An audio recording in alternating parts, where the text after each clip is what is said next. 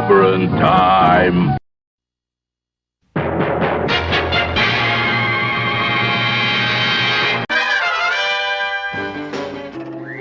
Atomic batteries to power. Turbines to speed. Roger. Ready to move out.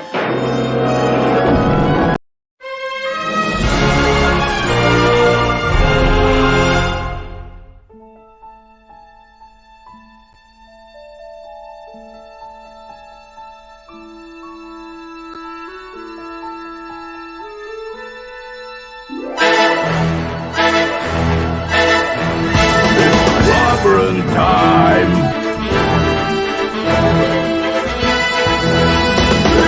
Clobberonimo!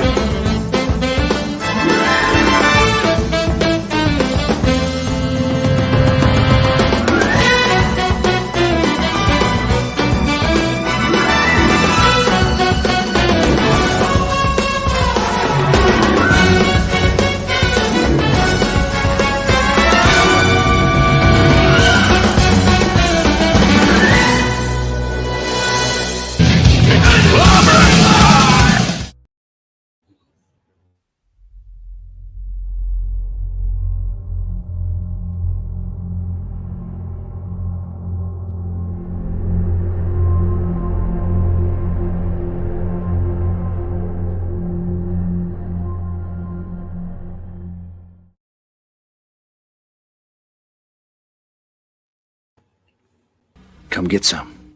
It's clobberin' time! Clobberonimo! Greetings, clobberers, clobberonimos, clobberologists, clobbologists, clobblarian. I got all these different levels of the gym membership thing now. Clobbertarians or clobberarians, that's right. Or all those who clobber, but if you do not clobber yet, one day you may, if you choose, as long as you learn how to burn the rocks together, guys. Shout out to Wagnar. Good to see you, my friends, and I want to welcome as always, my partner in crime on Earth B, the great J-Man. What's up, buddy? Hey, how's it going? Thank you, buddy, for being here. Appreciate it. Always love the B Monday. Although, I miss our Legion reviews, but it's fun to get a little break of the monotony there. Take a break. Because we're at a great point with Legion, but I'll mention that in a second. So welcome, sir. And let me do a few shout outs and shout outies, and we'll get underway, I should say. Let's see here. Tonight, after this fun show, I will be on. Well, before I do that, next Monday and 3 Mondays out of the month, of course, it's on the great J-Man's channel here. Sean and J-Man and myself, as Legion Heirs Extraordinaire, we review, or are reviewing, or in the process of reviewing, every adventure of the Legion of Superheroes from 1958 to 1989. So that's silver and bronze. So enjoying the hell out of that. So much fun. And boy, we were at that sweet spot now. Oh, yeah. We're at my favorite era, or one of them, or right up there. Anyway, so that's great fun on Monday, usually here. So, but one Monday out of the month, as we are now, the B Monday, we're visiting Earth B to bring you some Bob Haney zaniness. And tonight, Monday night, Mark C. Comics Talk, and at 9 p.m. Central. I'll probably, maybe I'll pick a comic to randomly review, but for the most part, it'll be open comics talk. Anybody who wants to talk anything to do with comics, well, good comics, or it could be bad comics, but if it's modern comics, I won't be able to talk about it much because I don't read them. There'll be that, of course, and tomorrow night I'll be the great, tomorrow and Thursday night at 6 Central with the great Tom Connors and that extraordinary group over there, Midnight's Edge After Dark on that panel. And then Wednesday night, hopefully Loki, my good buddy Stone Loki, will have the comic book roundtable, so I'll be hanging out with them. And then my show at 9 Central again, Wild Card Wednesday night, when it gets wild and cardy, where we just talk about whatever geekness there is that you want to talk about. Or unless once in a while, as a wild card, I could throw a topic. I need to pick a topic. It's been a while since I did a topic, so who knows? I might have a topic and a guest or something soon. And then, of course, Clubby's Clubhouse. We were here last week, but Mark was not able to stay long. So we didn't get our Blake 7 or Kolchak review in. So the ones that were supposed to be last week will be this week.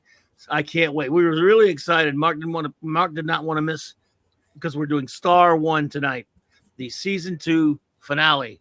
Oh, man. Love it. Spoiler alert.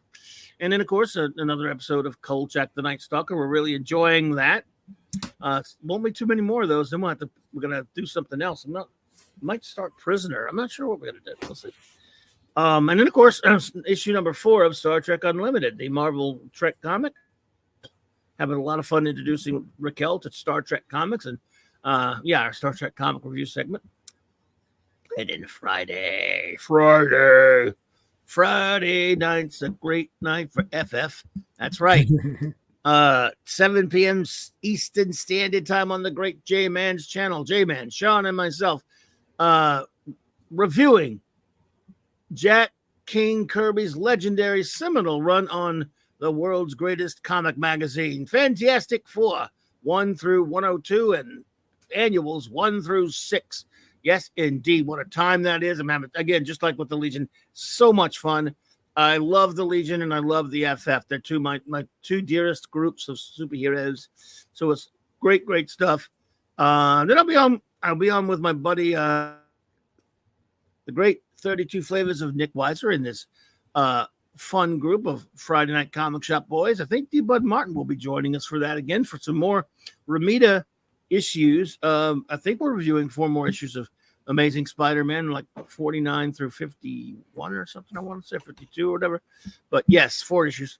So that has been a lot of fun doing that with those young fellers and that old feller, D-Bud. You're old, D-Bud. Well, at least you're the only guy to get to call old, man. Come on. We're both oldies, should stick together, though. So let's do some shout-outs really quickly, then we'll get down to Beeswax. Whether they're here, not to get the shout-out, the wrenchers, of course. The great Eric K., the Bronze Wrencher. Vindicator Wrench of the Great Right North. Shout out to Mr. Chris Persia. Thank you so much for all you do, buddy. And shout out to your father. I hope he's feeling better. The aforementioned youngster, D. Bud Martin, the Wrench of Iron. And God of the Wrenches himself, Lord Thoth. What's up, buddy? Avon lives. Long live the Legion, my friend. My partner, Crime on Earth B, who's right here with me right now, the great J-Man. Shout out to you. Clobbering Time's own music Meister, Maximum Redstone. The Rascally Wrench himself, Phantom Outsidery, Fanty. Our Triple Bullwinkle Wrench, Larry. Maddie's Daddy, and Kal-El. And I hope you're all doing well. Now, I'll turn it over to the chat because I couldn't see the chat before. And shout out all of you wonderful friends in the chat. FKHC 2005. Tim, what's up, buddy? Captain Notfinity and beyond. Hey, buddy. Gwagnar. What's up, bro? Philip Story. Greetings, my friend. Welcome. Let's see who else is here. Star Blazing Wolverine 68. I like that name, and I know who you are. You're not fooling anybody. I know who you are. Good to see you, buddy. That's everyone that's been in the chat so far. Anyone else who pops in shall be shouted out accordingly. But for now, we shall begin. Are you ready, Mr. J-Man? Oh, I'm ready. All right, but we're gonna have a great debate here on who is right, Batman or Super or whatever. Junior. Boy. Oh boy! I'll tell you who's wrong is us. Yes, we are. The only losers here is us. Oh boy! World's Finest, volume only, number 222, of course. 222. Covered by the great Nick Carty, written by the magnificent Bob Haney, of course, a Wacky World of Bob Haney production, I might say. Yes. Pencils by the extraordinary Dick Dillon, who has one of the longest comic book runs in history. For those who may not be familiar, he drew Justice League of America for over like 120 something issues. For the time, that was a record that stood for a while. And I think maybe someone may have passed him since then. I'm talking in American comics, obviously. I'm sure other places than that. Anyway, inked, however, by the destructor of universes and worlds, Vinnie Coletta. Whew. Well, this issue, to be fair, doesn't look that bad, so it's fine. But it's still Vinnie Coletta, man. Come on. Why? Why? What? Why, God? Why? Why? Oh, edited by Murray Boltonoff and A. Nelson Bridwell. You guys could. Well, I know why. Because Vinny got you some hookers. Let's be honest. Oh, by the way, that's not even kidding. So, all right. Let me see here. Where am I? Oh, sorry. Boop, boop, boop. Okay, everybody. For those who may have been keeping up and those who may have not, for the first year or so of this adventure that J-Man and I have been going on once a month to the Earth B, we chronicled adventures of Batman in his own magazine that was called Batman Brave and the Bold, it was called Brave and the Bold, sorry, which he took over after a while and then started. For a long time with great art by Jim Aparo, teamed up with a different hero every month and so on and so forth. And that was a lot of fun. We found some of the wackiest comics ever written. I mean, some of them that would make your brain blast out of your ears. And then it might come back in, but for a while they blasted out. So now but he has one other classic that we decided to start chronicling over the past couple of months. That is, of course, his well-known The Sons of Superman and Batman. Not the original time they did it in one of the other comics by another writer, though, but the time he started it in World's Finest. So this, of course, comic was cover dated April 1974. And it's a few episodes, and we did 3 so far, right? Is that right? Seems like a lot more, but okay. Oh dear, these are goofy. Oh boy. So anyway, to say these stories are silly is just to be silly because it's so obvious. In the premise of this this story, and by the way, it's not even pretending to be. This is an imaginary story, like they used to do. Yeah, like an alternate, what have you.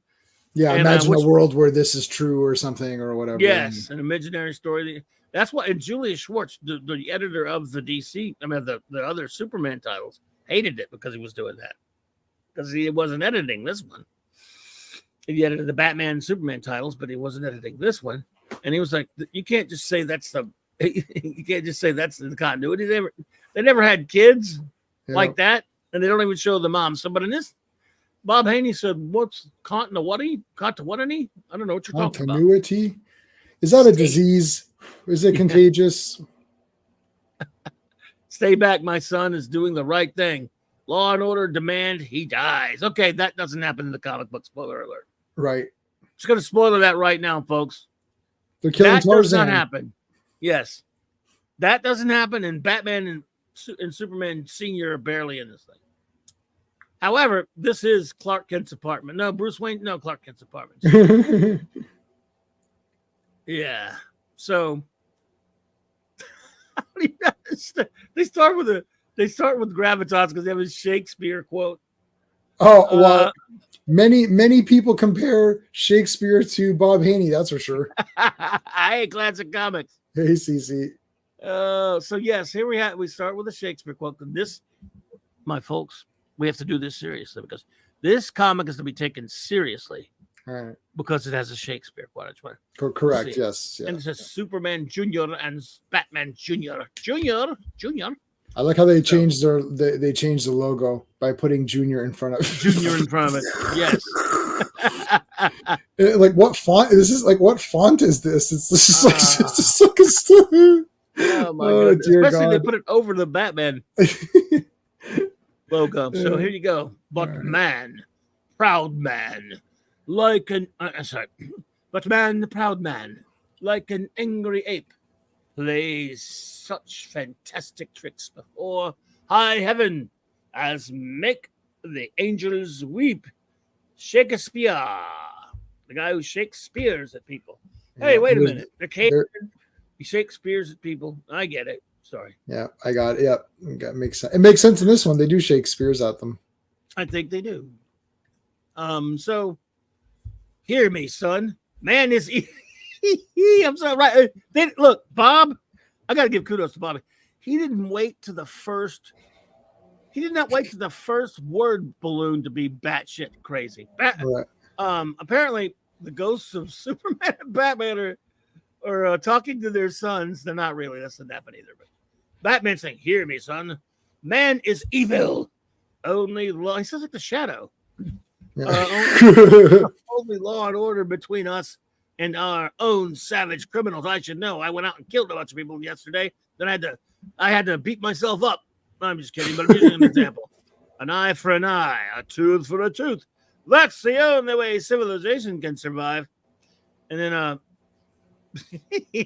Superman says, "Don't ever forget, son. Man is basically good. He may do bad things, but he does them well. I'm sorry. He may do bad things at times, but in the end, his good nature must triumph." I hate to have to agree with Superman on this. Batman's right. See, Batman's right that there are bad people. He's not saying all people are bad. People have good and bad in them. So this is not exactly the complex drama that you got from Star Trek's brilliant episode, The Enemy Within. Right. No complexity here. This is punching you in the face with a Kryptonian baseball bat. If they played baseball on. Yeah. Don't interfere. So if Batman kills this guy, isn't he evil? Like, it's already stupid. Like, everything is already stupid. Like, okay, so son, remember, there's good and evil. It's like, okay, well, now you're committing evil. I don't understand. Like, hey Bob, what are we doing in this? Hey, Doc Fortune, good to see you, buddy. So Bob, what do you got planned for the new issue? What a supervillain this time, maybe? Because no. Okay, are they going to go to another planet, or are they going to fight some? I know you like drug dealers, Bob. How about that? No. Okay, what's the story? I think we're going to talk about the complexities of good and evil in men. Bob, you know this is a superhero comic book in 1974, right? Yeah. What of it? You know that I'm going to make it as black and white as possible. Superman and Batman. So right. Batman, and they read this, goes, wait a minute, Batman's kind of like a bad guy in this, right? Yeah. What of it? Yeah, like I don't. Go ahead and just do whatever. Yeah, and it's like, oh well, it's like I'm gonna have this other guy in it, like Tarzan. Oh, Tarzan, that's kind of cool. No, it won't actually be the real Tarzan. It'll just be some other guy that may as well be Tarzan. And it's like okay, and then he has a brother, yes. or there's like a girl he likes. Oh yeah, the brother later. Yeah. Oh God, it's so. So I can't even. I wouldn't even be able to write. If someone said just write something dumb, I don't think I could come up with this. Like there'd be more sense to it. Bob, let the kids learn this crap from their parents, and they'll bring them to Sunday school. What are you doing with the darker side of man, the good side of man? And you're breaking into such black and whites. I mean, I don't know. Does anybody? Oh my God. Anyway, so back again, the fabulous swinging super sons of the world's two greatest heroes, who did a shitty job apparently raising him. Yet their amazing. Well, one of them did anyway. Well, their amazing earlier adventures seemed almost kid stuff. To the yeah, we read them. We know what they were. Now, with a startling discovery, hurls them into the deadly riddle of Evil in Paradise. Starring Paul Haney, art Nick Dillon, and Vincent Caletta. I think we should just read the indicia. That'll be enough, right? World's Finest Comics, Volume 34, number 222, March, April 1777, published bi-monthly by National Periodical Publications. I'm just kidding. Yeah. So I was getting into it though. I wanted to know who the. It was pretty entertaining. Yeah. And then this, like right away, it's already weird. Right, they're flying through. This plane's flying through Antarctica, I guess. Yep. And they find a tropical paradise. Oh, there it is. That's where I put it. I knew there was a tropical paradise somewhere. Yeah. I just forgot. In between South Africa, South America and Antarctica, right? And here's they got a hot chick there. Yeah. Ooh. Pocahontas. Wowzer, man. Hey, Dick Dillon and Vince Coletta probably made you do that because he was a perv. So anyway, it's a peak. They're on a peak. Our alternative reads, there's plenty of free flying space beneath this soup. So they fly lower and they find the lost continent. And then they have for some reason, it's on the side of a building. Discovery burst like a bombshell on the rest of the world. In news today in Vietnam, no, forget that. tropical valley found near Antarctica. Primitive tribe living in secret Shangri-La thermal springs create pocket climate. That's why is that on the side of a building? I don't know. Did they have like? It's not like you draw it like somebody watching the TV, baby, right? What in the Jesus Christ? Right, 2 seconds after that, 4 million people go to that island and contaminate the crap out of it. Right? Like, I mean, I don't understand. Like, I mean, 1 second after that announcement's made, that's it. That place is done. Yeah. Look, they can't rip off the savage land, and Batten Jr. can't throw a guy into a volcano. The odd being that Bob follows. Be happy. Let's see. So, all right. So here we are. We're seeing this guy being interviewed on TV about it. Guess who's there? The young sons of Superman and Batman, Clark and Bruce Jr. Right there. So, blah, blah, blah. They're interviewing this doctor. Yes, these blow-up photos show that primitive way of life is unchanged since the dawn of history and never touched by any other higher, quote-unquote, civilization. So they've never just stagnated, I guess. Right. Okay. Why?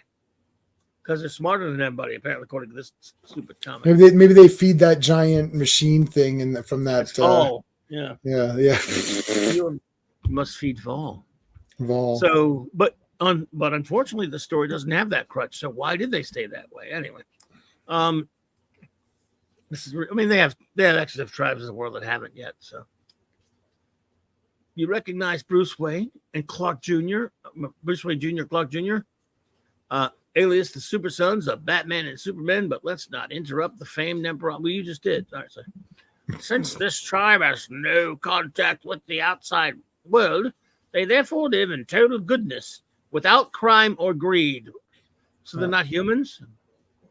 They look human. Yeah, and there's no other tribes that or they don't ever kill each other or sacrifice each other to random gods. It's all perfect. It's all perfect. Nothing bad ever happens. Nope. That's exactly right. I am heading to an exploration to Desolation Island so we can screw them all up. To observe them and prove my theory. Wrong. Absolutely wrong. So this guy, he looks menacing, right? The cynic. Omar Benson. You know, if you introduce yourself as whomever, we know you're the bad guy. Yeah, that's true. That's true. Yeah. The great Lex Luthor. Yeah, he looks the greatest criminal mind of our age. Of our age. Oh God! So he's basically Luthor's brother. Not really. He's not like an evil genius. He's just like a cynic. So he says, "Heartily disagree. Man is basically bad. Only fear of punishment keeps most of us from being criminals. So, what do you got to hide then?" Well, I was going to do all kind of screwed up shit, but I didn't want to get caught, so I didn't do it. Well, there you go. Speak for yourself. Benson, you have no right. This program is open to all opinions. I can't stop, Mr. Benson, nor my ideas, which is why I have thousands of followers, own newspapers, and TV stations. On X. I have thousands of followers on X. And X, yes. We Benzonite. Benzonite. No, you don't have that. You're not an egotist at all, are you? Yeah. Go back to soap. we don't need your spinoff. Recognize man for what he really is. A savage ape. Watch, I'll eat a banana. You put a piece of cheese on that floor and you'll find out. Are you a man or a mouse? Because history is filled with war and crime and injustice and hatred and stuff. Right. Okay. Well, yeah. I am leading my own expedition to Desolate Island to prove that the tribe is like the rest of us, apes. No, man is good, a fallen angel. You're a little extreme too, but not as bad as the other guy. Like, we're not angels. Right. Angels were jerks too. So what are you talking about? If you watch Supernatural, but anyway. I'm kidding. Or Prophecy with Christopher Walken. Angels weren't nice. As the show ends, the whirlwind of controversy. Wow, what an idea. So, I was going to think about we go out and fight some supervillains, but screw that. Let's go to this island. Yeah, let's think about this. So Bruce Wayne says, Benson's right, Natch. No way, chum, let me clue you in. He's just a non-thinking cynic. I remember growing up seeing my dad tangle often with human nature. My darling, you're hurt. Only a flesh wound, dear. I'll be okay, but that criminal rat was really trying. I was just lucky. And he's in this baby pen. Right. Knows who's his father's Batman. Once he tells kids at school. From that baby pen, I learned that humanity was garbage, and I have to destroy all humanity. I don't understand. Like, my dad taught me humans were garbage. Okay, so then you're garbage yourself. Like, yes, everybody's garbage. So, Dad, does that mean you're garbage? Oh no, I'm great, but everyone else sucks. Oh, okay. Right, I'm great. What about Mom? Oh yeah, Mom's garbage. Yes, she's garbage. Believe me. But you must go out. Why must you go out crime fighting every night? Your family needs you. Sorry, honey, but it's more fun out there. They got a lot. Sorry, honey, but it's a jungle out there. I've got to keep from golfing Gotham. Why? If they're all garbage. Right. Bruce, I can't stop you from being a second Batman, but I haven't trained you, so you're going to get your ass kicked. Right. Yeah, that was explained in the first. They've really glossed over that. Yeah, he's just wearing a costume, so he's a badass. Well, Mr. Continuity. Yes, it's like, that's what he hey, is. Hey, Dad, remember when you didn't train me? Oh, no, son, I don't remember that at all. In fact, we've all forgotten about that now. You're just Batman Jr. Oh, okay.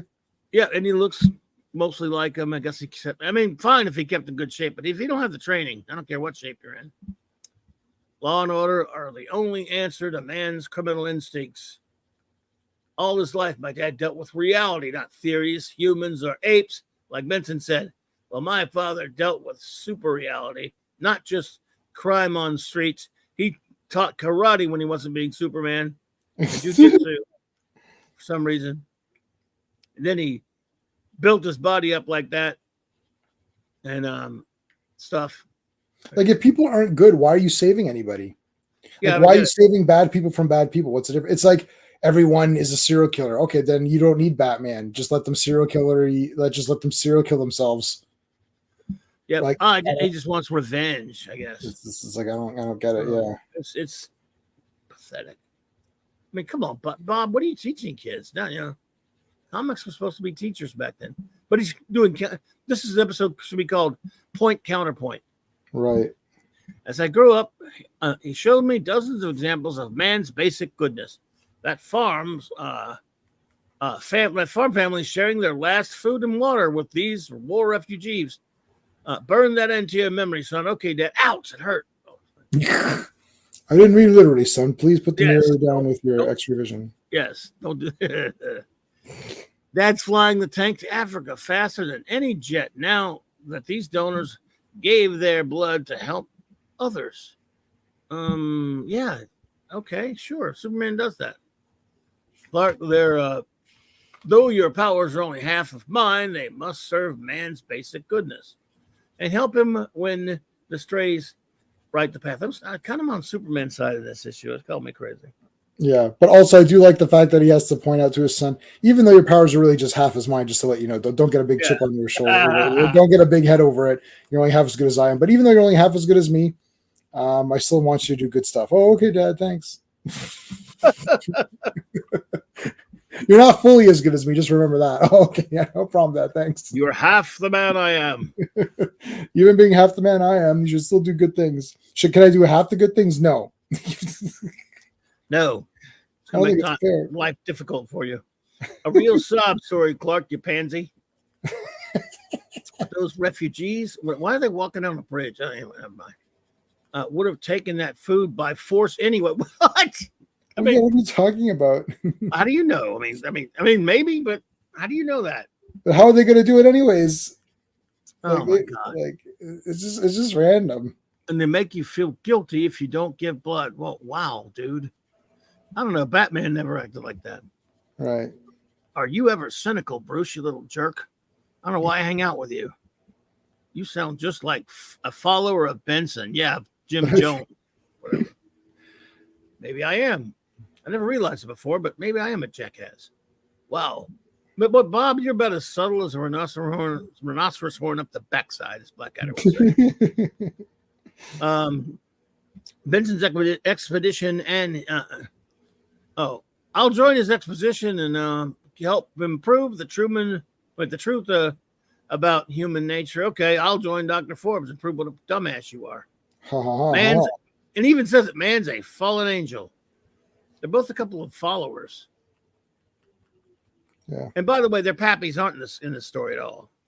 Yeah, that's it for the other heroes. They're on the Justice League, like doing useful things like fighting supervillains. You dumbasses are in social experiments. Why? Jesus Why, man? I know it's like this is like a lame school experiment. Okay, class, why don't we go look and see what the ants do all day? Oh, I got an idea. Let me introduce a magnifying glass and burn the shit out of all of them and see how they react to it. It's like this is as subtle as this gets. This is the most unscientific experiment I've ever seen in my life. It's like it's ludicrous. They're like blowing shit up. Well, we'll get to it. I don't think I bought this when it came out, but I did buy a couple of those, like the first couple of ones or whatever. But at least they were. But I was a kid. I can tell you that I thought they were boring. Now we think they're funny, but I thought they were boring because they weren't doing anything. They weren't fighting supervillains. They didn't fight any of these stories yet. And I thought, because as a kid, I thought, oh, their sons. Oh, I got to see that. And then I was like, I was freaking 10 years old when this comic came out. The 10-year-olds who loves Batman and Superman might go, sons, oh my. And you read it, but they're boring. Yep. So I probably didn't even buy this. I can't remember exactly seeing it on the stand. I read it later, but I'm like, but if you look at it now, if you're 10 years old, I'm going to expect I may know my 10-year-old self well, right? I would buy this, and in the first couple of pages, if I bought it, and I don't think I bought it back then, I'd be going, this is, I wouldn't be grasping the concepts really that they're trying to teach so much. Right. I'd be going like, so they don't do anything in this comic. I mean, they're not doing really all that heroic crap. They're not really fighting bad guys of any kind. This is, I'd rather watch a Super Friends episode, which I love Super Friends. But let's face it, at least on there they did stuff. But I'm not fighting supervillains as much till later to challenge the Super Friends. But even those early episodes, you got to watch them doing things. And this, they're having a point counterpoint the whole time. Yeah, they're standing around. Well, as a kid, I would pick up a comic and I would first and foremost, I flip through the entire issue. If I don't see the hero character that I'm reading in his costume, like with a villain or something in their costume, I'm not buying that comic. It's like, yeah, that's probably how I was too. Right? It's like like if I flip through this, like, nope, not buying this. I don't see Superman flying around doing anything. I don't see Batman throwing batarangs. I don't see him punching anybody. I'm like, I'm not buying this. I don't care how good it is. I think I did. There were a couple of comics that I bought no matter what. I never missed FF. I never missed a Legion book or Spidey. And yeah, but FF always fought somebody. We're looking at them now. Right. Certain Batman comics. But if I was on the fence and I didn't if I didn't see anything interesting, I thought, man, they're Super Sons. That's weird. And I know I bought one or two, but it was either before or after this issue. It's so tough to remember. But I know that if my 10 years old self, I could only imagine reading this and going, why'd I buy this garbage? Probably give it to somebody. Yeah. Fanny's saying it's not a library. You don't just flip through this stuff. It's like, oh, yeah, no, not in my place. I flip through everything. At 7-Eleven, you could get away with it because of the that I used to go to because the rack, or at the drugstore too, and go with my mom to the drugstore. The big rack was there. Yeah, you could sit there and read comics. Oh yeah, for sure. I've seen people do it. And I've seen people do it now. I'll see people like I go to Chapters or like we have bookstores here. People literally sit at the table and read the whole damn book and then put it back. You know, the comic shop, our local comic shops now, and it's the only one I've been there. I'm sure others do it. He bags the comics, not boards them though, but he bags them and puts them on the rack. You can't flip. You don't want to flip it through them. Yep, my guy. So my LCS or whatever bags and boards them, and you cannot. Like you can't. Well, I guess you could pull them out if you wanted to, but it's just weird. But he does have a guy.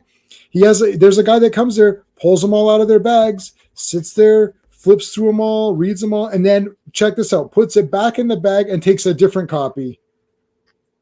Mm-hmm. Right. Well, So a lot of shops don't bother to do that, but still, even though he's been doing that since he's been there for like 20 years, I walk up and go, and I start taking it out of a bag. And if I want to look at it, I do it anyway. yeah. You say, and one time he said something to me. I said, dude, I didn't make you do that when you bought comics from me 20 years ago.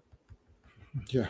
Plus, these comics are like $5, so I'm not giving you $5 unless to see if it's any good. Again, if I lost, like when I was getting comics, I think it was 75 cents or something, or I think that was the lowest I'd seen.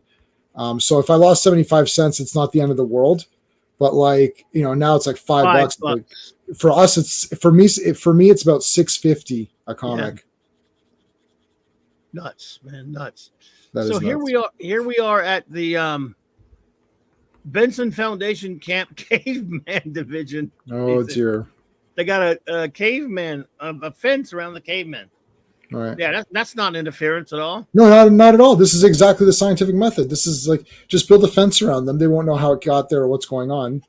Now, I know this is not Star Trek, but I think Superman, maybe even the sensible Batman I know, as soon as this guy's doing this crap, they would tell their sons, look, I don't want you involved in this crap because this is wrong to do this to these people. And there's no law there technically, but Superman might fly around and go, hey, look, dude, I don't want my son involved in this crap. Why are you doing this?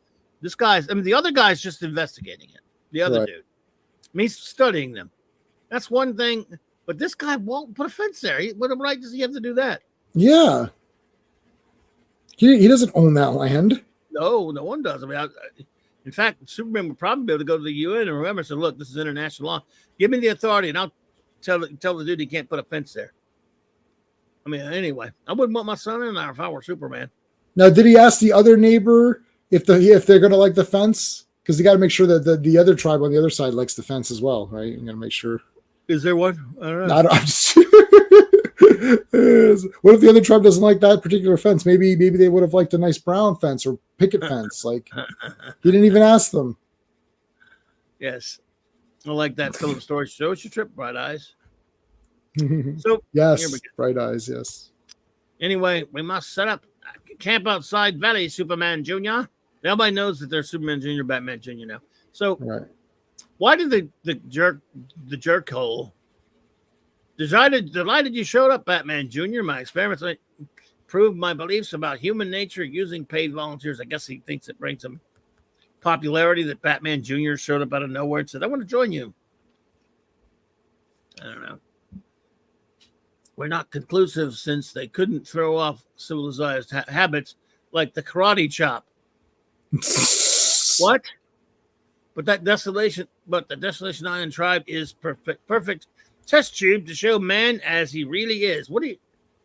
I don't get this guy.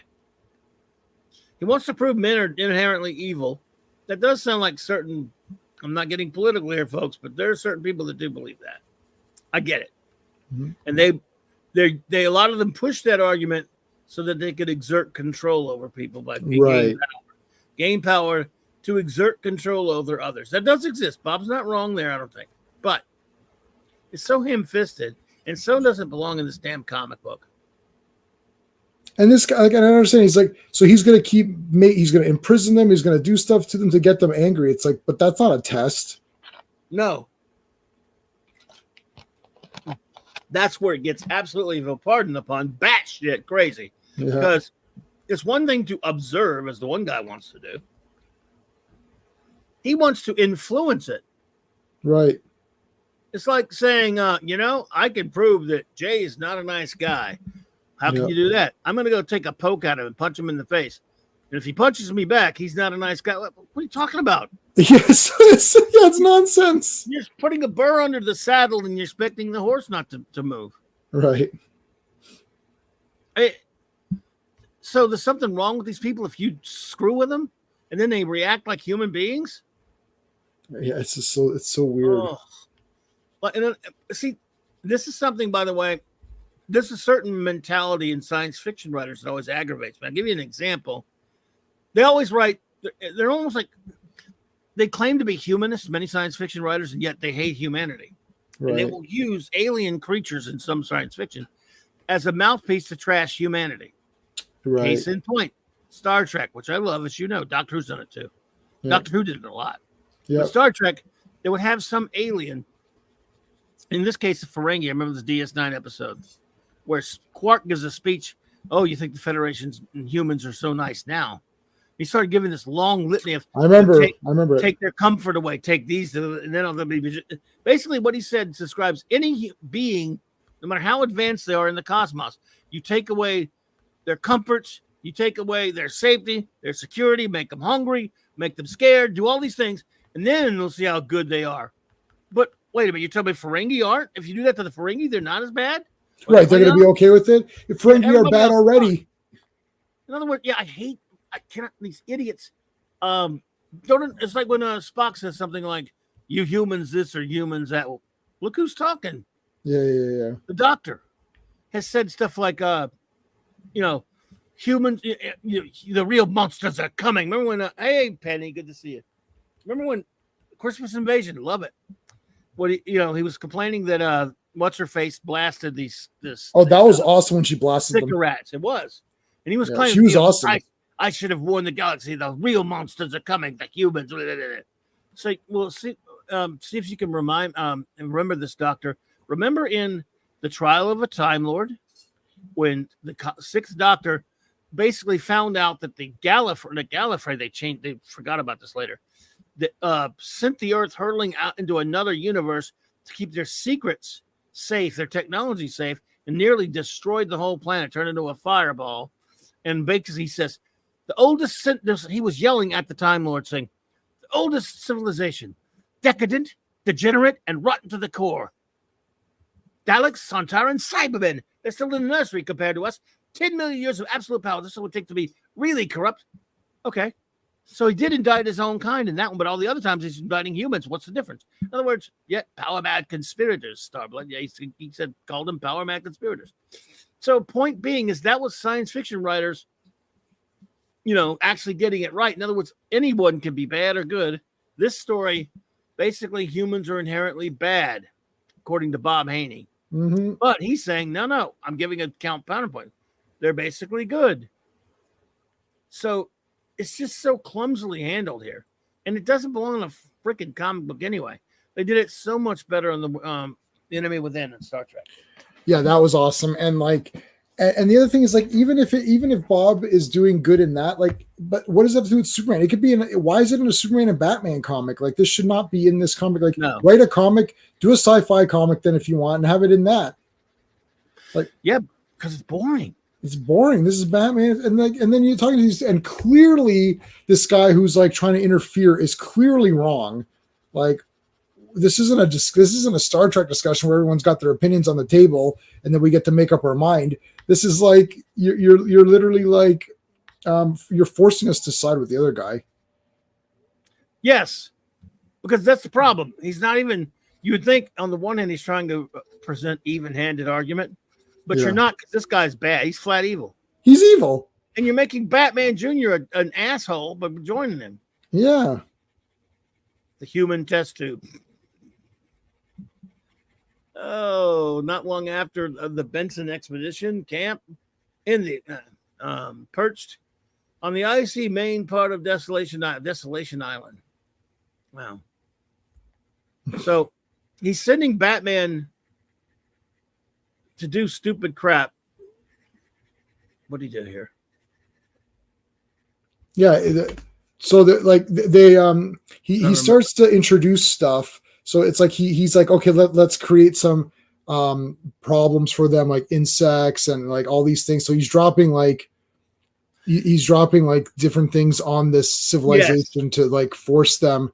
So he drops these canisters, and then Superman comes and crushes them all. And he's like, "Hey, what are you doing?" And he's like, "Oh, he goes, oh, hand me those explosive things back." He's like, "Oh yeah, I'll hand them to you like this." And he crushes them. He's, "Hey, what are you doing?" And it's so the one guy's saying, "Oh, I'm going to observe them by putting stress on their civilization." So he introduces bugs that eat up all their crops. He wants to destroy some of their land. And he goes, "Then we'll see what they act like when there's actual pressure and stress. And then I'll show you that they act evil under those circumstances." It's yeah, but you're introducing them. The whole point is this inherent. it's like all of these obstacles will not happen at the exact same time, and they wouldn't happen geologically where those people are. You introduced some weird bug or something, you know, or nobody's going to plant bomb. Like he plants bombs. We haven't got to that yet, but he plants bombs. Like those aren't natural. There's no natural bombs that are going to, oh my God, there's bombs, so I better preserve myself. It's like so stupid. Bob manages to do something I would not have thought humanly possible in this story, because when we get to it, I'm not taking a side, because both sides of his argument are fallacies. Yeah. On the one hand, he's saying that, because I think he's trying to say that he's really trying to say these people are better than humans, right? Because of the way they act at the end, nobly and heroically, even in the face of these crappy things this guy's doing to them. Right. Basically, Superman's right in this one. Superman Jr.'s right, and Batman's an idiot. Batboy's an idiot. Right. So they're having this.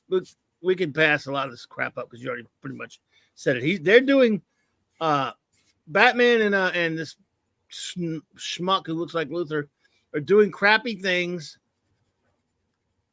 to these people, trying to force them to act like a-holes, to prove that, you know, that they would act like desperate humans would, I guess, and do messed up things, and they're still not doing it. Looks like maybe these people are different from the rest of the world, sir, and don't have bad in them.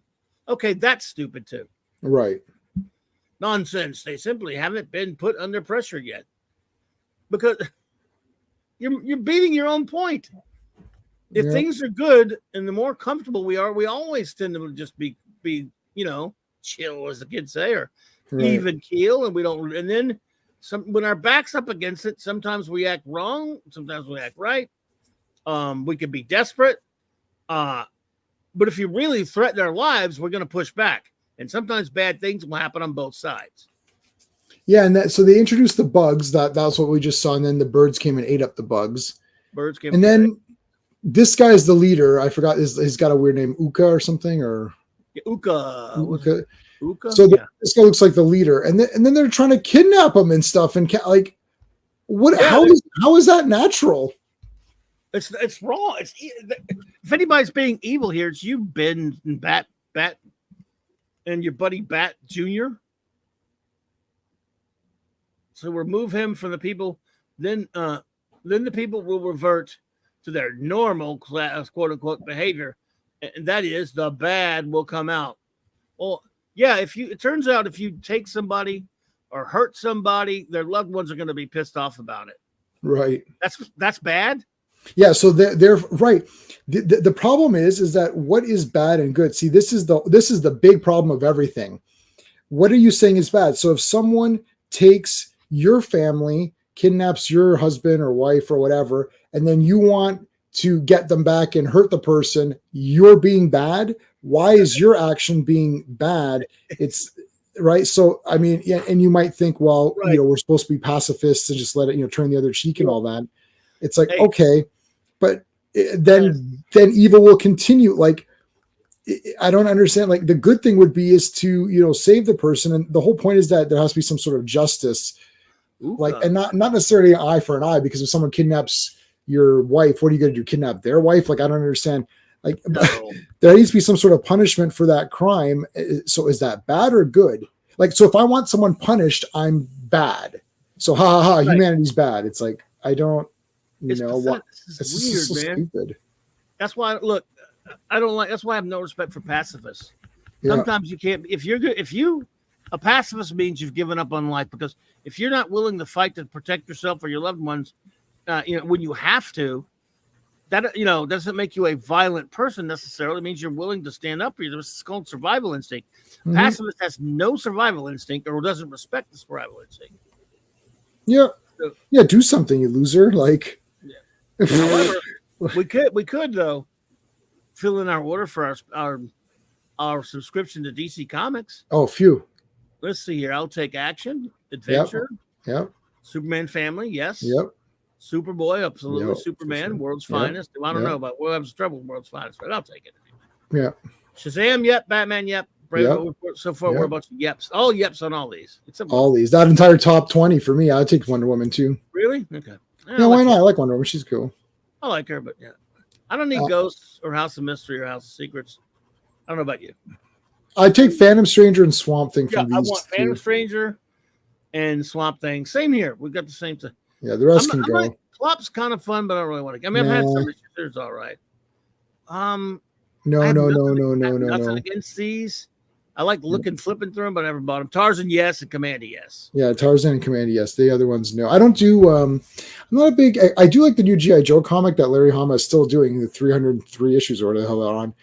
I don't, but that's really the only. But that's not really a war comic. It's more like fantasy because they're all mutants now, and it's all weird.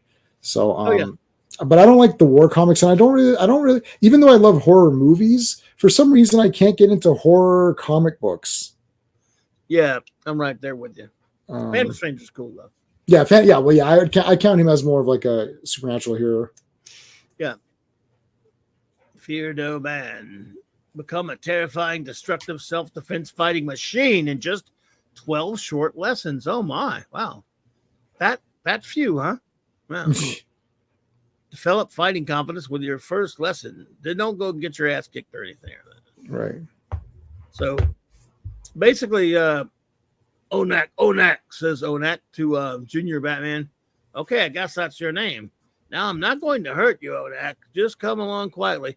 Get your hands off me, you stinking. Take your stinking paws off me, you damn dirty bat. Yeah. So Batman Jr. can't fight for shit. This dude knows some kind of primitive judo. No, it's primitive judo. You just can't fight because you didn't have any training. Right. So look, he gets his ass handed to him by Onak. Yeah. So it looks like Tarzan here is way better. Yeah, I mean, is he a bad person because he's engaging in quote unquote violence? I mean, he's being attacked and he's he's dealing with it, right? But they shoot him with a trank dart. Onak. Since you were unable to subdue him, you little wimpweed, I used harmless tranquilizer dart. Bring him along. Are we doing the right thing? Are we doing right, Mr. Benson? His wife or girlfriend, she's freaking out because you're an idiot. Of course, we're doing the right thing. A bunch of strange men, one in a weird costume, is kidnapping her husband, and the experiment is to see if she's going to be okay with it and move on with her life, or is she going to get upset over it? And if she gets upset over it, then she's bad. And then our CLOBBY, our experiment is a success. We've kidnapped the leader of this tribe. We've destroyed this community. We've gated them up. We've proven that they're bad. We kept poking and prodding them until they got angry at us. So we have now proven that man is bad at heart. It's like, no, we've proven that you're an asshole. For you, some of them are a-holes. That's about it. Yeah. Right. It's vibrating like crazy. So super Junior. Dr. Forbes and I saw everything on the monitor, you jerks. Let Onak go. I can't make Batman's still not seeing the error of his ways. Right. I'll dissuade your superzealous friend. Just keep us on an even keel. So we're shooting. Let's see. He threw grenades at him. Well, he had no choice against grenades I brought along in case of possible attack from natives. Yeah, because we all know grenades are, even with his half power, it's nothing to him. Right. Enough TNT to kill 10 men blasting the Son of Steel, while the Junior Caped Crusader flies off callously, but more shocks await in part 3. Okay, that really shouldn't have hurt him, but yeah. But like, also, there's grenades. Like, oh my god! Like, what is going on? Yeah, that's here? pretty dangerous. He threw freaking grenades at the guy. This is insane. Emergency alert. National Weather Service. Severe thunderstorms. Well, I'll live. I'm supposed to keep the power up. So, where were we? Okay, so yeah, it's still, you're right. I mean, he threw freaking grenades in the jungle there. This guy's way out of line. They can't kill me, of course, but they sure do bruise and shake a guy. Bruce is helping Benson. He's a villain now. Screw him. Help Benson ruin the whole experiment. Dr. Forbes' way is the only way. I have to agree. Mm-hmm. So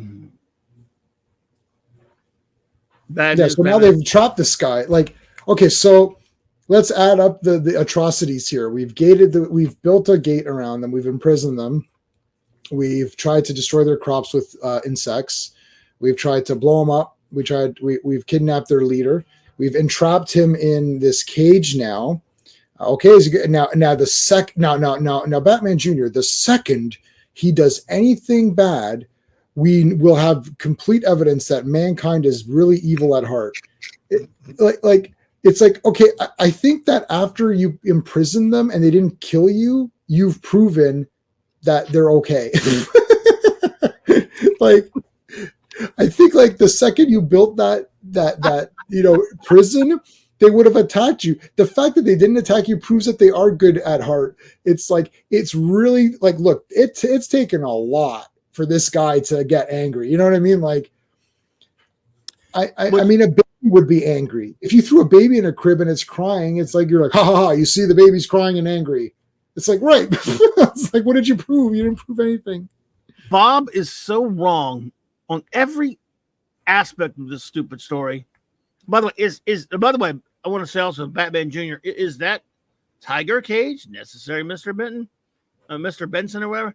But man, Batman, the real Batman, his father would say, boy, I raised a real dumbass, didn't I? Yeah, really. Okay. Now that we're here, I guess I'll say the other problem with this idiotic story, almost as big as the way he's approaching human condition, is the idea. Well, no, I better wait to the end. I'm wait till the end. I don't want to surprise. So, by the way, they're being mean to poor old Onak, and they're making him like sell drafting kits, comic books apparently, and sea monkeys. They're giving him some sea monkeys. He doesn't enjoy that at all, right? Who does? And so after that torture, they showed him a Photoshop. I was like, that's Photoshop. That's not my girl. I mean, okay. Look, your woman's cheating on you. Right. They don't know well, this is a surprise of that later. So they're trying to get, if he's primitive, what are you doing? Right. They're trying to piss him off, so we'll go beat up the. So they went on TikTok. So like, look at this on TikTok. Now, how did they pose for this? Like, I don't understand what's going on. I mean, they went on TikTok, they went on Instagram or whatever. Hey, DJ Play Nice, welcome, buddy. Hey, so basically, this guy's like, it's like Batman Jr. Check this out. We went on their Instagram page, and she's got a second account on Instagram. And look at all these photos she posted with these men eating the pictures. They're portraits. Hold on. He blew them up. He framed them. He framed of her hugging this dude, and then other dude just like eating fruit for some reason. Like these guys here, this picture here, Onak, they're eating fruit in celebration of you being gone because they say you're such a jackass. They hate you. Oh my god! They're like, that Onak sucks. I'm glad. That's what they said. And Onak's like, oh my god, everyone hates me. They got this page. And then, what in the hell? There's a picture of a cake that says "Ding dong, Onak's gone." Yeah. Woohoo! She's got framed portrait. She's not even like, kissing the dude or on top of him or any kind of crap like that. That would be a framing material. So Right. No pun intended. Right. But she's just hugging the guy. I'm like, okay, I mean, that's not that bad of a compromising position, Benson, you moron. Right. So he's to stimulate this jealousy. So stupid. Oh my god. Oh my god, no. So anyway, meantime, in a vast labyrinth of crevasses underlying the island's ice field, this place is a regular maze, and it's getting warmer the farther I go in. The house is melting. Do we care? No. Dr. Forbes, thank you. Oh yeah, Dr. Forbes. So a bunch of guys beat up what's his face here. Just to prove this is more proof that the natives are bad. Yeah, but they didn't do it. I know. But it proves it anyways. It doesn't matter if Benson's they did it. men did it. This is exactly like TikTok. It doesn't matter if you have actually committed the crime. True. That's true. That's true. They ambushed him. I mean, here to die. And let's see, and climbed back out. I never did find out what they were up to. Got to get back to the camp. Whatever. So they're flying this cage over the over to where the here we go. The great experiment reaches its climax. Ugh. Come out, Onak. Come out, you poor ape. Go kick ass. He advances on them. Now the violent, jealous ape will emerge. And they start playing paper, rock, scissors. At no time does Batman go, you're kind of a Looney Tunes. Yeah. And the funny thing about this paper, rock, scissors is that they haven't invented paper or scissors. So everyone always chooses rock. So it's always the same. Good one. Win the internet for that one. No, I actually just made that up right now while I was looking at this. I'm like, what is going on here? It's like paper, rock, scissors. Like, there's only rock though, because they haven't invented paper or scissors. Dude, that's spectacular. I love it. Thanks. That was great. Oh God. Rock. Damn it. It's like we'll never decide who's leader. It's called Rock. Rock.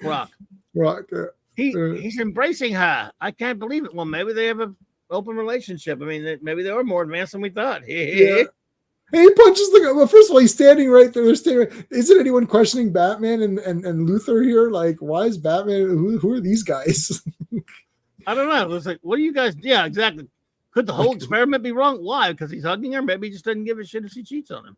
Right. No, we'll find out more about that later. You primitive brute! You can't shrug off my conditioning. You can't make a fool of Omar Benson. So he headbutts him right into the lava. He murders him and kills his ass. I'll lasso him out fast with this vine. That'll do it. Oh, he's dead. Well, he was kind of a jerk, so whatever. Dead. Nobody. Well, the good news is that his experiment worked. They proved that they had evil intentions. So yeah, hey, dude deserved it.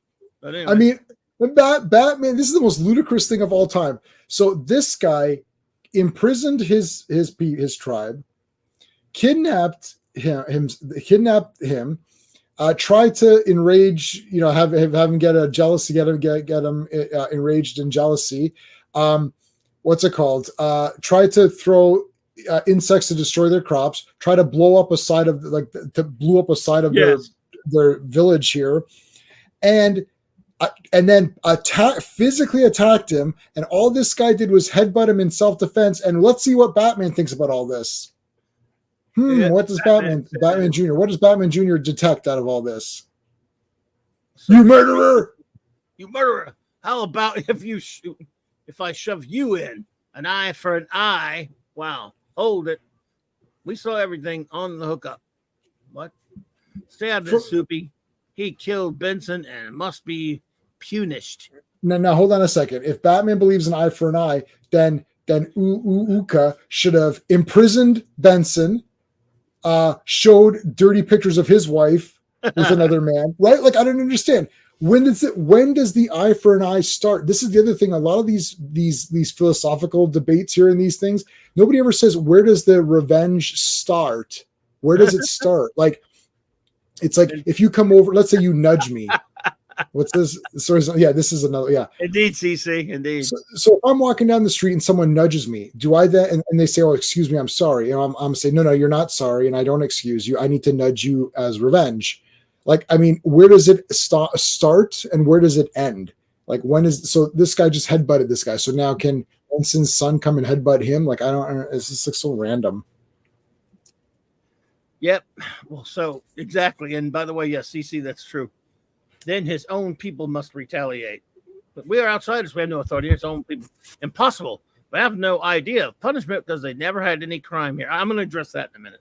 Yeah. Not until now. But any jury would say Onak was driven to react angrily because Benson's human conditioning and that he only meant to shove Benson, not to the guy hit him first. He punched him. If the conditioning did it, why didn't he get violent against her or the right? Well, maybe he's not a dickhead like you. If Benson had understood their language as I do, as I now do, rather, he'd have known that Rival was her brother, sharing with her the love and comfort all these people give each other. Ironic, isn't it? I won't let you confuse me. You must have had evil. You must have had evil in his heart. Who knows? All along. Let him go, buddy, or I'll be forced to restrain you super style. So hold on a second. Batman believes in throwing him in the lava? Like, okay, Batman didn't even throw Joker in the lava. No, it's ridiculous. This is absolutely ridiculous. You're such an asshole and I'm such an idiot, moron, and he's wrong. He's evil. Yeah. But at least we get this Action Comics first edition. I have this. Oh, awesome. Famous first edition Treasury. Love it. Oh wow, I have this one too. Another Treasury edition. Well, they weren't called Treasury. DC didn't call them Treasuries, but yeah. Love it, love it, love it. X-ray specs, yay! Love it. Just try you muscle bum boob. Why? We mean try. He could thump you into the whatever. You don't even have any train. Don't just shut up. You're the worst. Sounds like TNT somewhere underground. The thermal springs, they're caving in. The thermal springs, they're caving in. Now I remember they must connect with the ice crevices. Benson's men must have set those explosives. Yeah, but he's still a good guy. Without the hot springs, the greenhouse effect of the bleebababity will turn the cold. Just what Benson had in mind to put these people under more stress. Wow. Benson's an evil shitball. So the guy Onak pushes Bat Punk. Onak, he falls. He shoved me clear. We've got to save him. Too late. I don't have super speed or anything. Oh, wait a minute. But still, it's too late because I waited. I only have 50% super speed. How come Superboy can't find Super? He's not Superboy, but he's Super Punk. How come Superman Jr. can't catch him from right there? I don't understand. I know it's random. Too late. The fissures closed. He's already dead. Well, yeah. Are you sure? Are you looking at it with your X-ray vision to make sure? Come on, we've got to get these people clear. You take Dr. Forbes. Quickly, the Super Sons set up their own rescue service. That's the last of them. Tremors are subsiding worse than ever. But the springs are mostly closed up. Modern science and machinery will open them up again. We owe it to these people to restore their happy valley that it was. But we can't restore poor Onak. He sacrificed himself to say my work was badass. I was sure wrong about him. So what's the verdict on the human race now? Angel or ape? I'd say Onak and his people belong on the angel side. I'd say Batman Jr. is a putz and a dumbass. Yeah. But as for the rest of our sad old world, there's no easy answer to that. What's your opinion, world's finest fans? We'd like to hear. Our opinion is, why don't you do a goddamn story with superheroes? That's our opinion. So my opinion is, why isn't Superman? I was going to clip. I'm going to clip that Superman 2 part where the kid, they're like, "Man, Superman didn't even do nothing." You should have. You know, here's my opinion. Bob Haney, thanks for asking. Both premises are stupid. Right. But you can't just admit that it's good and bad in everybody, but some people don't. They refuse to let the bad take over and make them do bad things. Okay? Yep. But he basically what he's pushing here, because I guess Bob was a hippie, but we've seen a lot of evidence of that. He's pushing this stupid false narrative that a lot of people have had over generations called the noble savage. Right.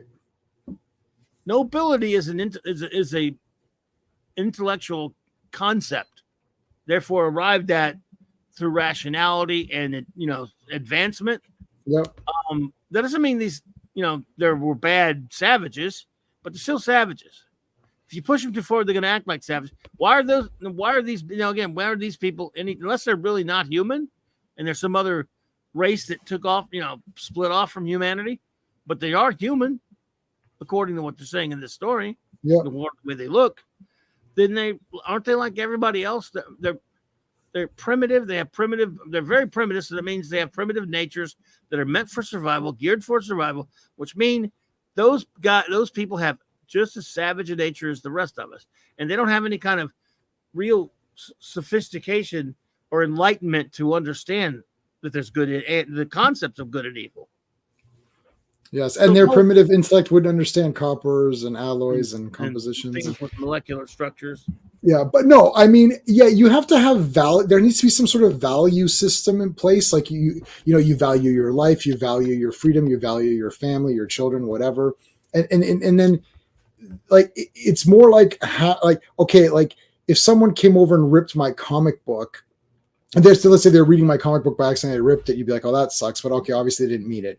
Now, if they come over and rip your comic book in half because they just want to be dicks, you're like, well, screw this guy. You might punch him in his face or something. But like, what's evil or good about that? Was his act of destroying something willingly that he knew that I loved? Was that an evil act? Sure, I guess I would consider that evil because I put value in that comic. If I have no value, like if you went to the drugstore and ripped a comic, there's no no one has any value in that, so you'd be like, well, okay, no one cares. Like you can't pigeonhole this thing and be like, well, that was an evil act, not the ripping of the comic itself, but the ripping of the comic, knowing that I loved it, and it was mine from when I was a kid. That would be an evil act because he knew the value I placed on it, not simply just that the comic was ripped in half. And then do I retaliate? And what is the equal amount of retaliation to have justice? Do I rip one of his comics? But obviously he won't care about comics. So me ripping his comic is not going to mean anything because he doesn't place value in that. And if he did, he wouldn't have ripped it in the first place. This is why you have to, like, everything's a case by case basis. You can't make these generalizations. Or everyone's evil. Well, what do you mean? What's evil? Like, what do you mean evil? Like, obviously if you're a murderer, you're an evil person, but like, I don't know, like if someone murders your family and then you murder them, that's outside the law. So if you only murder the one responsible for the crime, not the person's family. Right. Yeah, you don't do like a Friday 13th where she just murders everybody. It's like, right, you kill the person who killed your family, then that's it. But now you're still guilty in the eyes of the law because the law is supposed to dish out the punishment, not you. But is it evil? Is the act evil? Well, then you have to resort to sort of like a higher, not a higher power exactly, but some sort of higher value system that we all have to agree is a higher value system. But how are you going to agree to that? Some people might think, yeah, that's totally evil. And some people might think, oh, hell no, that's totally justified. So I don't know. It's too difficult to cover in a friggin' world's finest comic where I just want to see Batman and Superman fight Joker. Is it this? Is it this hard? Just make it Penguin or Riddler. Maybe Riddler has a few lame riddles. Batman Jr. and Superman Jr. solve a couple of riddles and they beat up some goons. And then there's maybe a death trap or something. Are you back, Clobby? Did we lose you for a sec? Yeah. Hello? You hear me? Yeah, I can hear you. We hear you okay. You hear me now? Yeah, we can hear you. I had to call in on my phone. My goddamn internet and computer went down. We got a bad storm out here. Yeah, I heard you say that in the beginning. Shit. Well, at least we got the comic done. We did, and I got the and I got like a whole bunch of philosophy. I didn't take that half course in philosophy for nothing. I got a lot in there. Yeah. Shit, man. Well, we finished just in time, buddy. Are you going to be okay for? You think you can get back up and running for tonight? I don't know, man. I hope so. Can you hear me halfway decent? What about you in the chat? You guys hear me okay? They're saying CLOBBY radio, so they're giving you the. I don't know what that means. I think they're saying it sounds like the old kind of like maybe radio shows, the Shadow or whatever, like Blue Shadow. Yeah. Oh, that's exactly what you sound like. Yes. The power only flickered, but the fucking internet's off. Yeah, mine takes about 15 minutes to adjust itself after a power outage. Even if my power flickers for a millisecond, it shuts me down, and then it takes me 15 minutes to get back up. Oh yeah, I guess my computer turned off. Oh shit! No, are you able to actually? I'm gonna turn it back on. Yeah. Guess it'll take a while to get back on there. That sucks. God damn it! Oh shit! I'm sorry about that, everybody.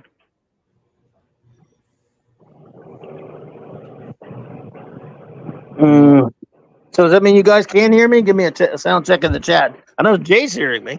Yep. And it looks like internet's trying to get back going. The computer's trying to get back started. I knew we were going to have some crappy weather here tonight. I mean, well, the internet's back up now. Just got to get the computer back on. I don't know what 5x5 means. Yes, that means good. Okay. There you go. Well, looks like the internet popped back on. Just got to wait for the computer to catch up to it. So sorry about that, folks. Weird stuff. Weird. At least I was able to get through my phone without doing a code. Let's see. So sucks. This happened Saturday night, but it wasn't weather. Computer just decided to shut off. Oh, I've had that too. In the middle of Saturday Night Star Trek, right at the end, or right toward the end. Similar to this, we'd just gotten through, I think, reviewing the episodes, and Mark wasn't around. But Raquel was there, and she, handled it. At least, Can Mark end the stream? Like, do you have him as a user? Yes, he can. Yeah. Okay. I was gonna say. But I went in. I called it on my phone. I think I can even end it from my phone, obviously, but I'm not going to have to because I'm going to have to.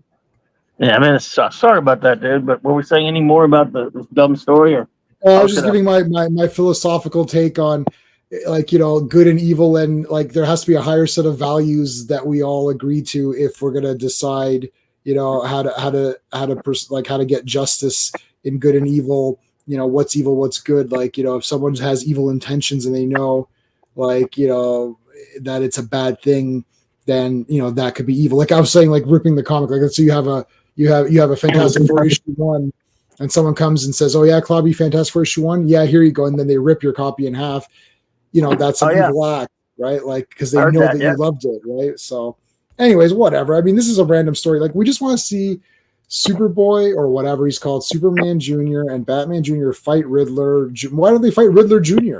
or something? Like, why don't they, my dad was the king of crime, but I'm going to show him that I'm better. And Riddler can be like, son, you should don't bother trying to go against Batman or whatever because you're too young. Oh yeah, Dad, I'll show you that my riddles are better than yours. Like, even make it lame like that. At least it'd be a fight. And now, there's 2 Clobbies. All right. You hear me? Yeah, you're echoing. You got to. That's weird. Close the other one out.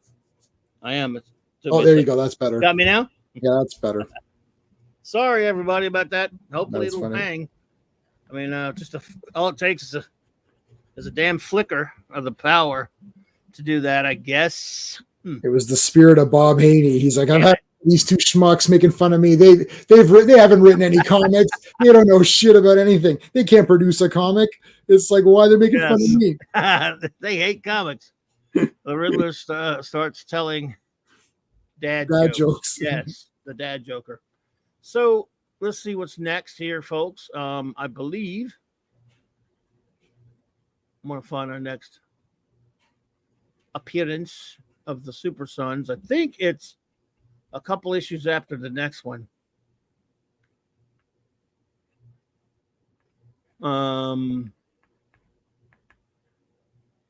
Make sure here, so we can let everybody know what the next one is. What was the Batman 66 joke? When is the time like a train when it's 222? That's what we just did. 222. Yes. That's the one that we just did today. So there you go. There's your Batman riddle. I think that was the Riddler. There you go, Quagnar. The riddle of the day. And it fits in with this issue. This is World's Finest 222. When is the time like a train when it's 222? I think come on, man, what are you doing? We skip an issue because the next one is after this is just a bunch of reprints. Let me see.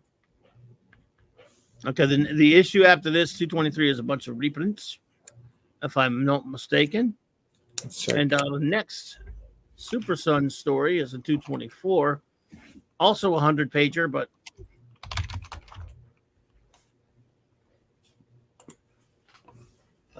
There you go. I believe that's the next one. 224? No, it's 228. 224. Oh, 224. Okay. But we're just gonna do the Super Sons part, right? Yes, of course. Yeah. The Bob Haney-ness. Because 223, I'm pretty sure is all just reprint stuff. There's the Super Sons. I believe so. Oh, yeah, it's reprint, but I think it's fun. Well, it might not be reprints, but it is team. I said Bob Haney, Dead Man story with Batman and Dead Man. Dick Dillon and Vince Coletta. So, I mean, I could look into it and check the wackiness if you want a reprieve from Super Sons, but so did he do the first? So the first one is Super Sons, right? The first story is Super Sons. And 223 though. I'm looking at that just to make sure. Oh, okay. And that one is damn it. Let's turn my damn phone back down. What's it say? Uh-oh. Tornado warnings. Yeah, sir. And here I was ignoring it. Nothing I can do about it, though, is there? So, yeah, it looks like 223. It might be a new story at the front of it, but it's not. Damn it, stuff. It's not the Sons. Okay. Dead Man story. Cool.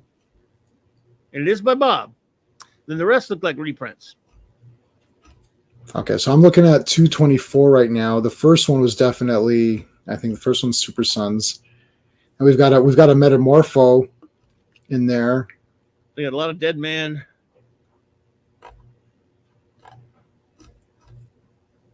Sorry, did he created Metamorpho, right, or no? He did, right? So. Yeah. A lot of Dead Man, a lot of Dead Man in this one. And then some old Wade Boring reprints.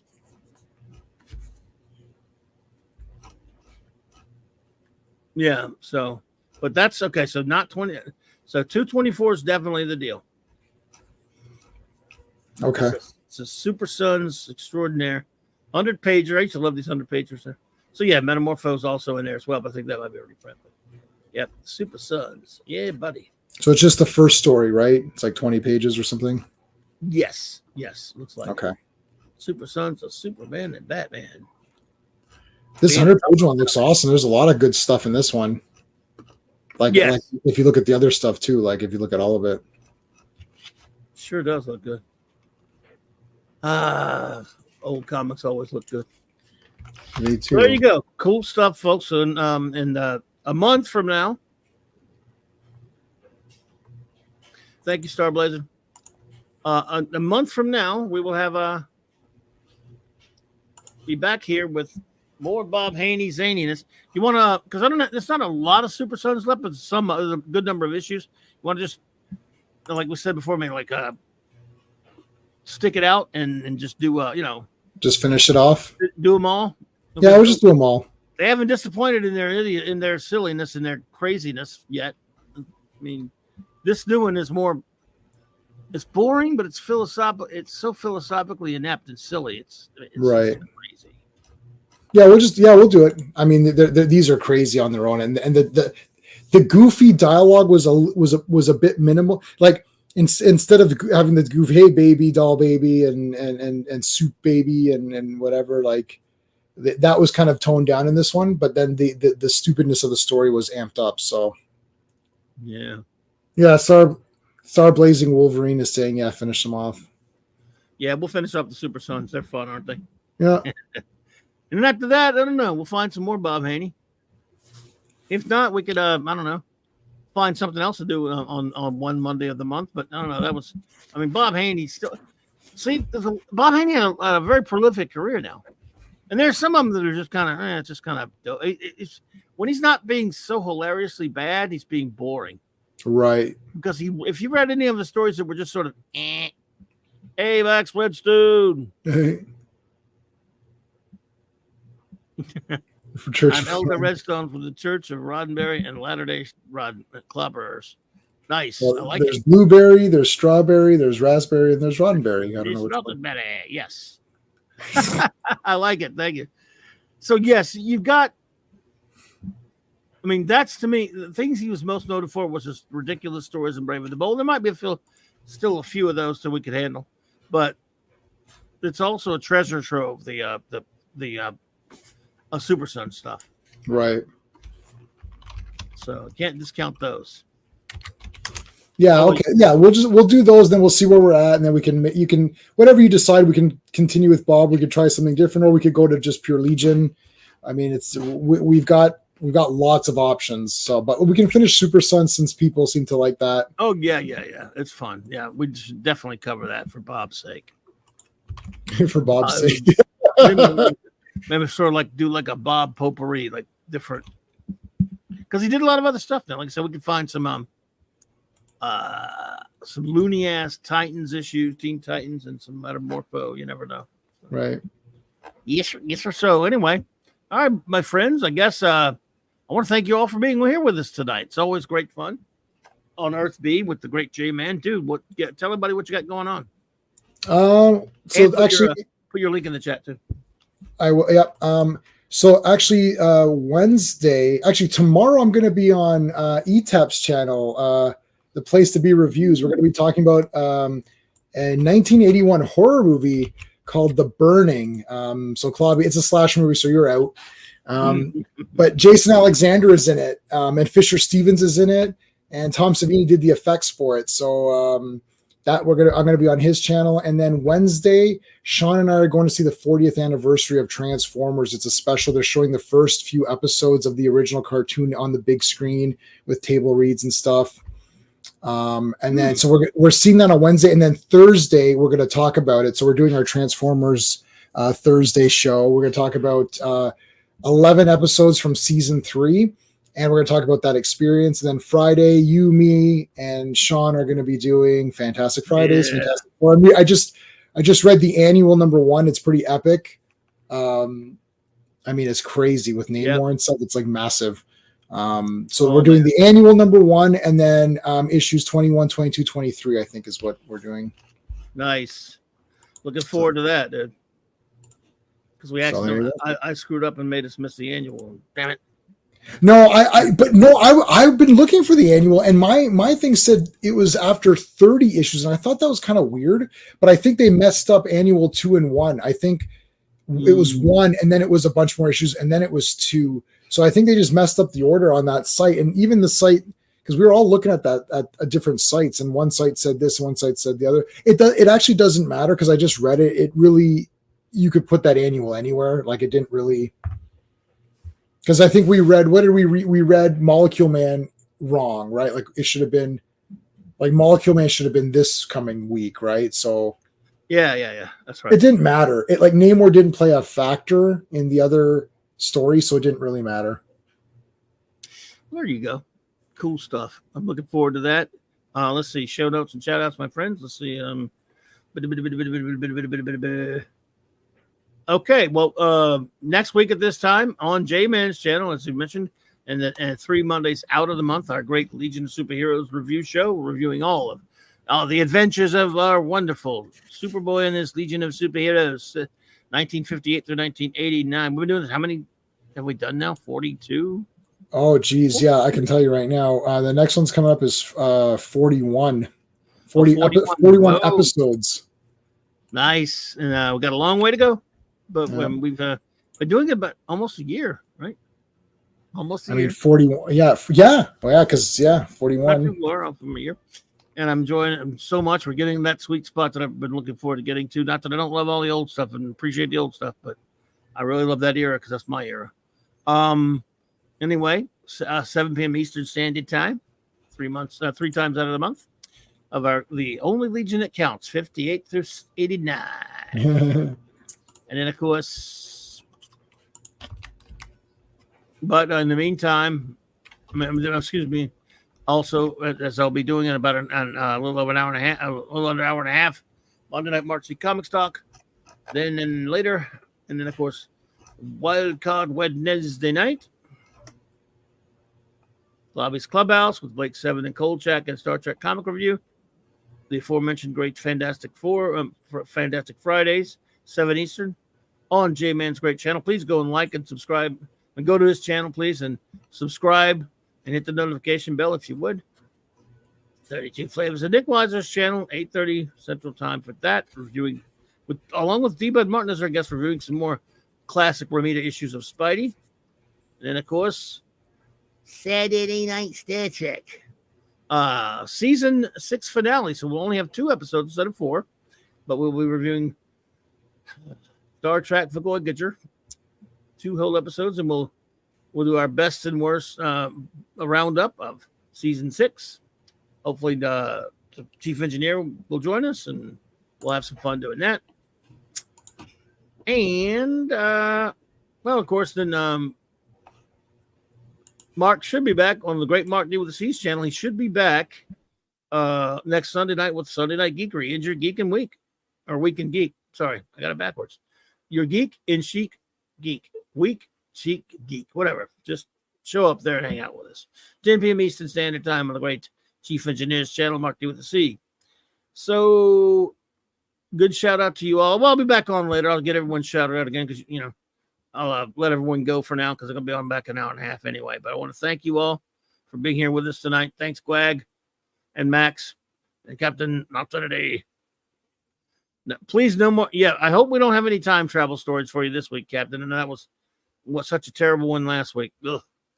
So it was awful. So thank you all so much, and I will see you again later. I'll just tap out now. We'll play all the credits and all that stuff later.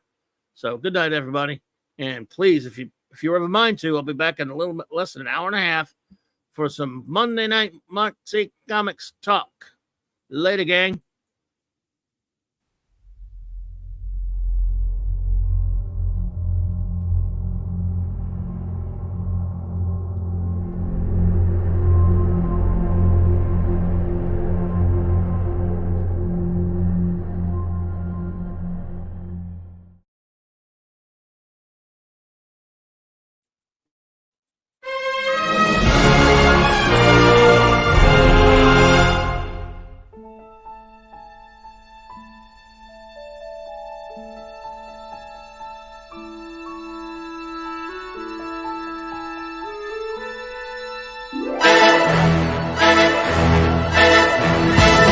Clobbering time!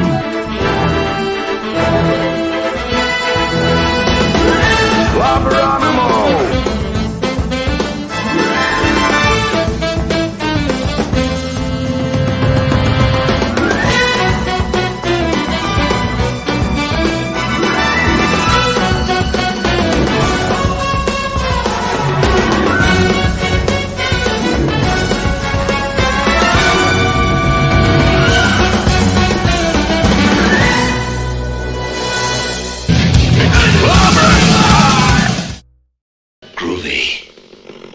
You have to set an example even in the face of stupidity. Now, everybody that reads comic books knows that Kirby Silver Surfer is the only true Silver Surfer. I just love clobbering time!